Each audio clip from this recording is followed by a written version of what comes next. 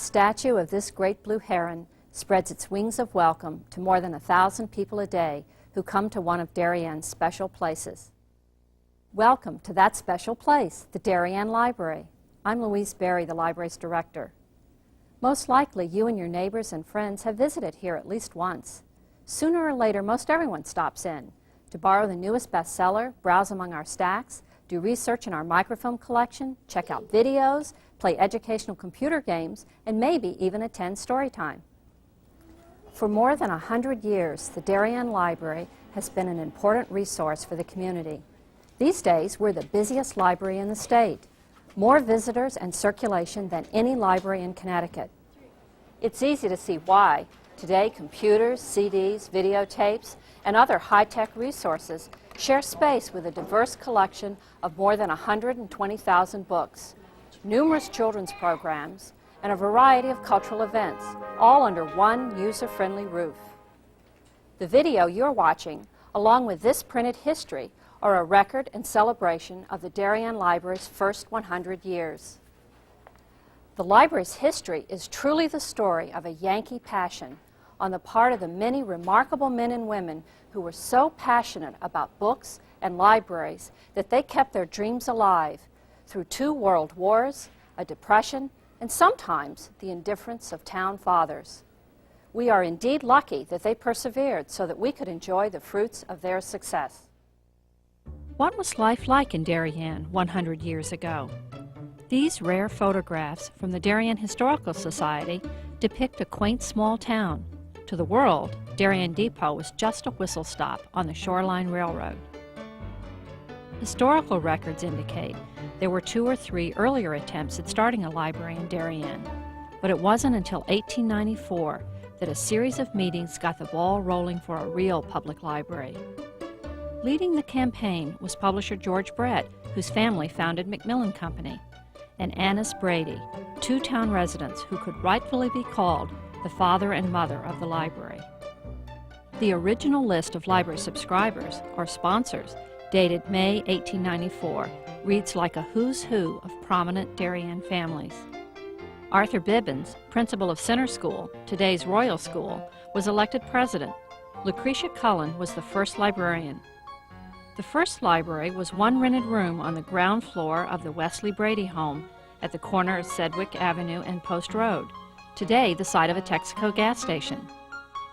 At the turn of the century, Darien was still a sleepy hamlet, even though the railroad began bringing sophisticates from New York City and the rest of the world. Among those who came for a few summers was industrialist Andrew Carnegie, whose passion happened to be starting libraries around the country. Carnegie, according to newspaper clippings, made at least 2 generous offers of seed money to build a free public library in Darien. The offers were contingent on annual town financing, a condition reportedly rejected by a single vote. Despite these discouraging events, the Darien Library thrived, and in 1908, having outgrown its original site, the library moved down the Post Road and upstairs into the 2nd floor of this narrow corner building on West Avenue. Downstairs was the first post office. The building's 2 popular tenants and its location near Darien Depot made it a local hangout. Through the years, this unusually shaped building has been home to the Darien News Review and a variety of commercial tenants. Several years later, in 1915, the building owner feared the weight of all the books would collapse the structure, and the library was forced to move again. It relocated around the corner at the Holly Bell Homestead, a private residence tucked in from the Post Road, behind today's Good Food store. Next door was a dry goods store. Its owner, Robert M. Smith, was also one of the first chairmen of the library's Board of Trustees. Next to Smith's on the corner of Mansfield and Post Road was the building that served at different times as the first town hall, police station, and jail. The original buildings and some contemporary modifications are still here today. After 3 moves in 21 years, it was clear the library needed and deserved a permanent home. But where to find the space and the money? A serious search for bricks and dollars began and would continue on and off for the next 40 years. Newspaper editorials from the 1920s rallied around the library's cause. The Darien News-Review chastised the town for its meager $500 annual appropriation and urged more public and private support. Benefactors began offering land for a permanent home. One parcel was next door to the fire department, a location that could have been a bit distracting for a library. Another tract was Norotan Park, across from today's town hall. Then as now, Darien lacked public transportation. The site was rejected because it was not conveniently located downtown. The stock market crash of 1929 put a hold on talk of building a permanent home. But by 1931, the library was again bursting out of its location. The Holly Bell House, according to one account, was becoming almost too shabby to serve as the town library, with no money to fix a leaky roof or correct unsanitary plumbing conditions and poor lighting. Furthermore, according to one report, the entrance was so overgrown with trees and shrubbery that a Doubleday book salesman went by it 6 times before seeing the library's sign. So, in 1931, the library moved across the railroad tracks to a storefront opposite the movie theater. 4 years later, it annexed the store next door, and together the 2 small rentals served the town for the next 26 years. During most of that time, the library's board of trustees was led by Emily Plumley, one of many in a long line of Darien citizens whose devotion to the library is legendary. Harold McGraw, who has been president of the library and one of the library's most ardent and valuable champions, recalls his first impression of the library in the late 40s. The library was pretty doggone minuscule. I mean, even for a town as small as we were, the library was even smaller. I remember being a little bit shocked when I first saw it. It was 2 little stores with a double door sort of between the two and been knocked out, and so we had the 2 sides, and that was it. The staff of 2, head librarian Eleanor Hughes and assistant Elizabeth Burgesser, kept the library open 6 days a week. The 2 of them ran the place, but it was just too much. We couldn't get time to file the books. We couldn't shelve them and so forth. We couldn't get time to set up a catalog system. And so we'd have front windows, since there were stores in the past, and we'd pile up books on the radiators in front of the windows. It was not the most prepossessing looking library you've seen. The children's room was really just an expanded corner. 1 story hour a week on Saturday mornings was run by volunteers from the Darien Community Association. Overall, the library was a quiet, serious place. The tone was set by librarian Hughes. She loved the library. She was committed to it. And so I liked that part of it. But she was a stern disciplinarian. And she believed, she was the old school of libraries. I'm the protector of these books, not the manager of information, trying to get it around. And, the children were all sort of scared of her because she, shh, the moment they walked in. And then to make matters worse, she'd shush the fathers too. And they're the ones that had to collect money for the new library someday, so they were a little bit skeptical. As it turned out, Harold McGraw would be among the many fathers raising money for a new library. By the 1950s, Darien's population had grown to more than 12,000, yet it remained one of the few towns in Connecticut without its own library building. Unexpectedly, the building fund got a boost from a pair of anonymous angels, a then-young Darien couple, who made the library the object of their Yankee passion and the recipient of thousands of their dollars throughout the 50s. While they were secretive about their identities, the donors were not shy about spelling out how their money was to be spent. In letters sent through their lawyer, the angels stipulated that their dollars go into the Capitol Building Project, the adult and children's collections, and especially a publicity program to generate public support.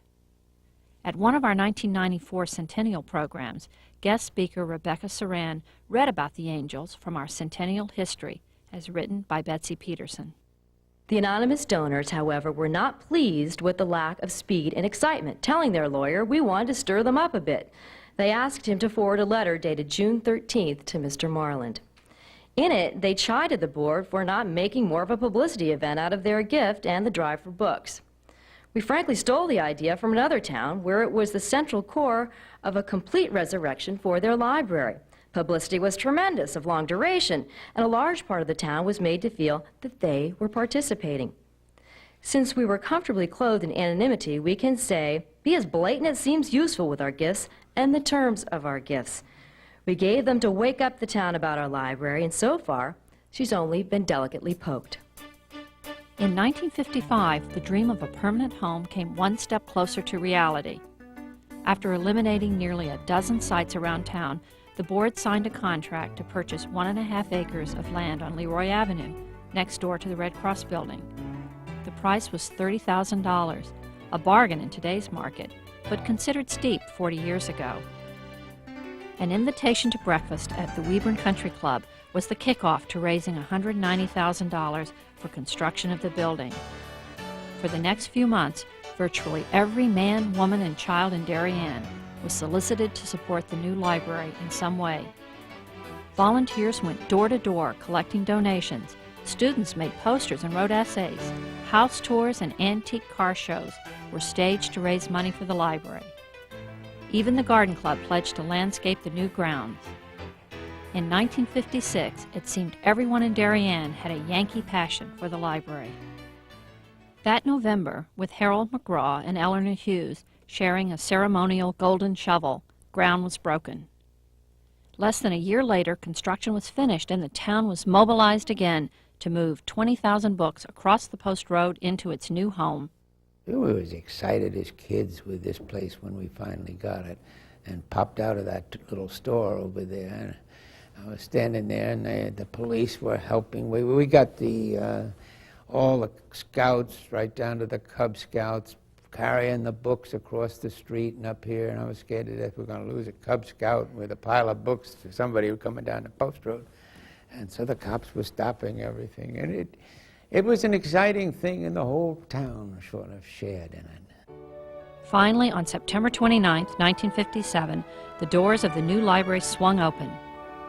The town was invited to the open house. Upon entering, the first thing to catch the eye was a plaque that still hangs today. It says proudly, "Built for the people of Darien through the generosity of its citizens." In all, some 3,500 citizens contributed money. Several hundred more helped collect it, and countless others campaigned for the permanent building. It was indeed an exciting and long-awaited moment. The new building was not only more spacious than anything the library had ever had before, it was also more open and light. Head librarian Bernice Merritt oversaw the changes and growth in visitors and circulation. Genevieve Betts, one of the Darien Library's most popular staff members, recalls Merritt's version of user-friendliness. And I can remember Bernice saying, if you duck down behind the desk to pick up a book or anything, you smile before you stand up. Don't stand up looking harassed and worried. Smile and stand up with your smile. It's very important. And I think that perhaps that maintains even to today. When Genevieve arrived at the library in 1962, she worked in the children's room. Over the next 23 years, she told stories to hundreds of children, helping instill a love of books and reading. She also began the library's quarterly newsletter and wrote publicity. Among children and mothers, Genevieve was much loved. I remember one little boy, probably 4 years old, who was with his mother in the adult room, and he was down in the stacks, and he was just fascinated by a bright green book with a lot of gold on it on the back. We couldn't get it away from him. So he walked out of the library with, "So you're going to have a hysterectomy," under his arm. He made such a fuss, we couldn't part him from it. He just loved that book. The spring of 1964 brought a windfall to the library from an angel named Cornelia Gretzinger, an elderly lady who lived alone in a studio on Old Kings Highway South. Her daily visits to the library made her a memorable figure to the staff. When I was here, it was 1962, she started coming, and we felt so sorry for her because obviously she couldn't buy a paper, and she would come and sit under the window and read the Times every morning. We always smiled and passed the time of day and talked about the weather or something like that. And then when she died, she left us her whole estate. It was her house, her car, her property, everything she owned. She was just so grateful for those ladies who were so pleasant to her in the mornings. The Gretzinger estate, worth more than $100,000, became the seed money for the library's endowment fund. This part of the library, the McGraw Children's Room, was recently renovated with new carpeting, seats, lighting, and shelves. In September 1994, as a part of our centennial celebration, hundreds of children helped us reopen the room with a special birthday party. The recent festivities harken back 20 years ago when the Children's Room was built as the first major addition to the original building. Designed by Darien architect Bruce Falconer, it was part of an expansion that created the downstairs auditorium and program rooms, the periodical room, and enlarged the stacks. The 1974 expansion cost $650,000, raised again through the passion and generosity of private citizens in a fundraising drive led by a team of trustees dubbed the Four Horsemen. And all of us who were the most appropriate people to get out and raise money for this library were busy as all get out. And I got 4 guys, Brooke, Noldren, Castillo, and myself. People would kid about it because it really was 4 reluctant dragons. It wasn't 4 horsemen, really. Unlike the speedy construction of the original building, the expansion took 20 months. Through 2 springs, 2 summers, an autumn, and a winter, the library was open for business as usual. Reference librarian Lois Keeler made a hard hat part of her wardrobe. It was so funny to walk in to work and see her there in her hard hat, but I think she'd had a screwdriver dropped on her head from up on a ladder somewhere, so she was taking care of things. But in spite of all of the mess, and it really was, and the noise and everything, we managed to keep it going. It went very smoothly, really. By the 1970s, Darien residents were coming to the library, not only for books and information, but for art shows, lectures, discussions, concerts, and films. Ann Mandel, honorary trustee, past board president, and former first selectman of Darien, remembers how the library's role as a cultural center began.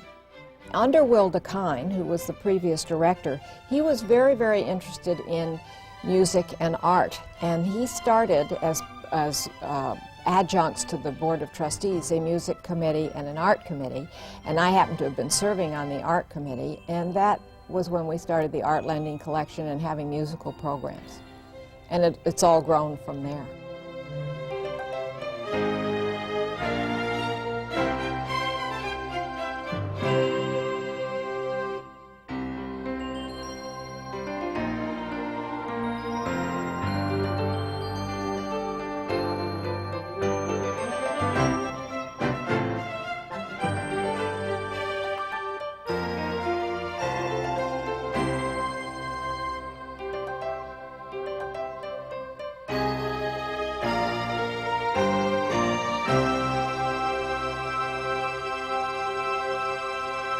In 1979, I was working at the Westport Public Library when Ann Mandel stopped by and invited me to apply for the position of library director in Darien.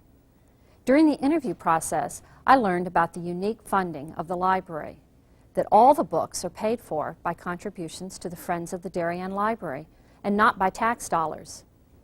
I asked the trustees, how does that work? Does private funding diminish your tax support? I still remember the answer, which was all the members of the boards of finance and selectmen are friends of the library. So it seems to work in Darien. I was so impressed that people cared so deeply about the Darien Library that they supported it with both their taxes and private contributions. This library must be a special place, I thought, and I want to be part of it. Back then, the Darien Library didn't have a single computer, hard to imagine today.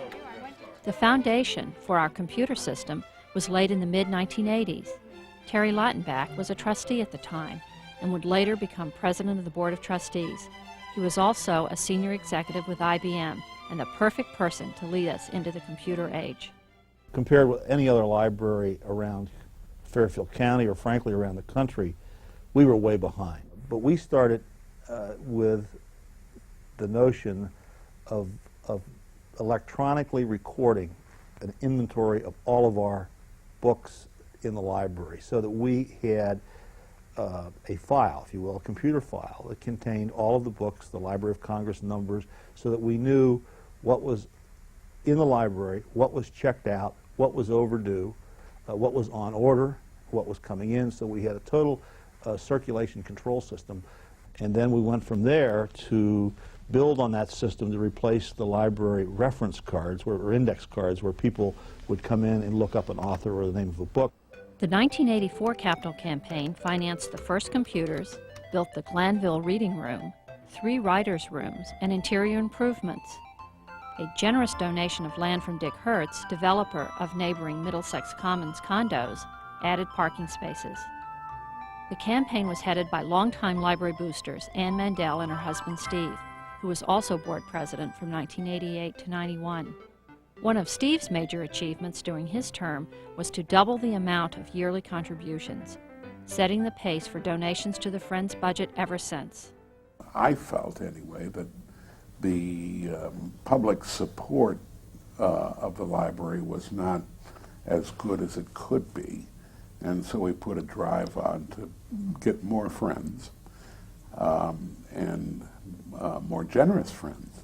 And as it turned out, we were able to expand greatly the annual contributions to the library through the Friends. And this, I think, has made us less dependent on the town for handouts.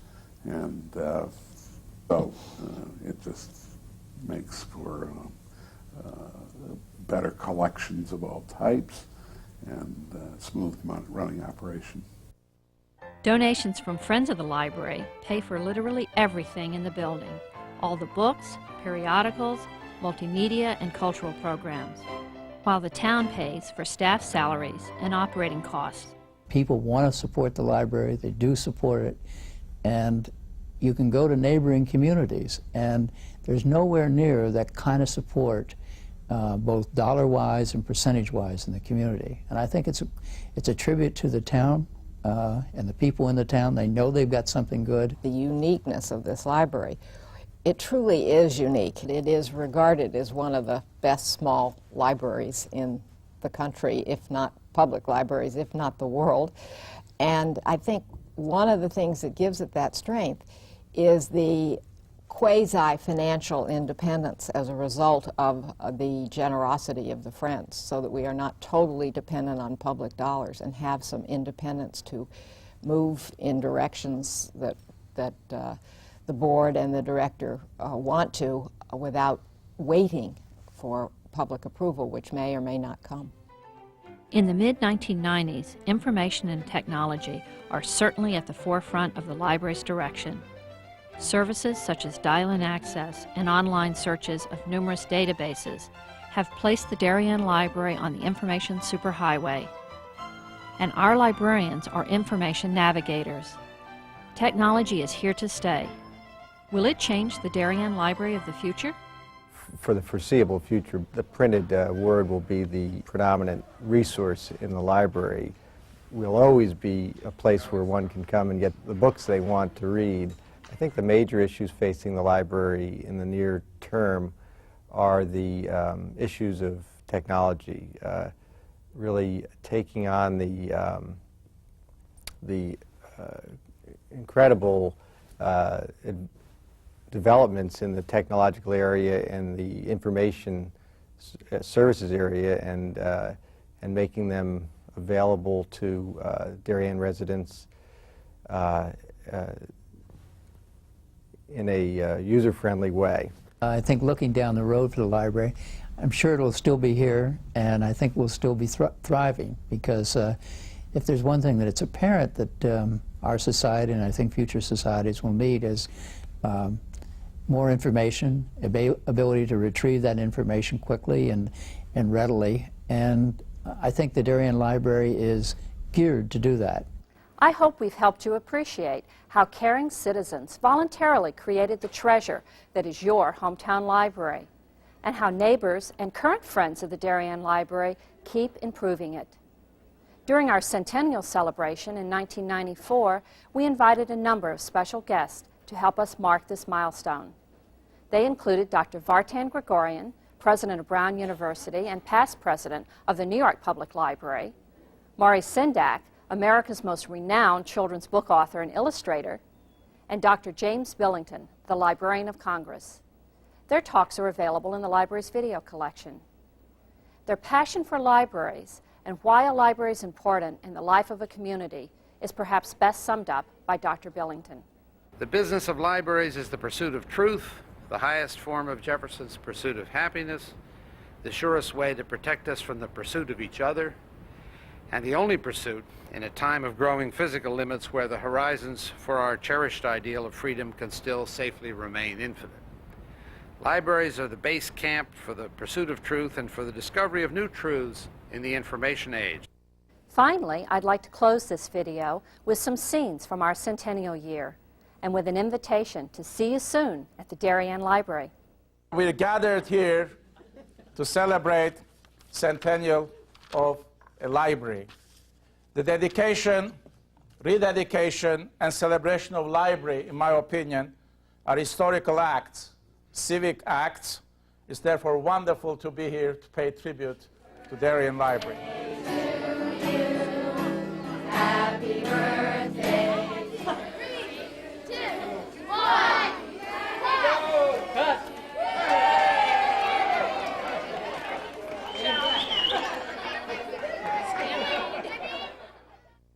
We are all in the dumps for diamonds or trumps. The kittens are gone to St. Paul's. The baby is bit, the moon's in a fit, and the houses are built without walls.